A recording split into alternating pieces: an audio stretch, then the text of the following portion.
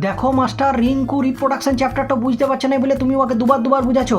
আর আমার বেলায় তুমি কি বলছো, এই চ্যাপ্টারটার কোনো দরকার নাই, পরীক্ষা এই চ্যাপ্টার থেকে কোশ্চেন আসবে নাই, পরীক্ষার একদিন আগে পড়লেই হয়ে যাবে। হ্যাঁ, তুই এখন ফটোসিনথেসিসের দিকে নজর দে। ফটোসিনথেসিস পড়লে আমার জীবনের যে অগ্রগতি সেটা কি এগাবে? না না, তুমি বলো, তুমি বুঝো এটা। আর তাছাড়া এই রিঙ্কুকে আমি কি বলবো, এই রিঙ্কু যখন টিচার্স ডেতে যেছে, মানে আমি বুঝতে পারছি না ও কি সেজে যেছে, ও টিচার্স ডে যেছে না সোহাগ রাত করতে যেছে ভাই। এই রিঙ্কুকে দেখে আমি অবাক। আর এই রিঙ্কুর গায়ে এত অভ্র যে বলবার নয়। এই দুর্গা পূজা তো অভ্র লাগাচ্ছে, এই টিচার্স ডে তো অভ্র লাগাচ্ছে, এই লক্ষ্মী পূজা তো অভ্র লাগাচ্ছে, এই কালী পূজা তো অভ্র লাগাচ্ছে। আর সবাই ওকে একটি কোথাও বলছে, এই আয় অল্প অভ্র লাগিয়ে দিই তোর গায়ে।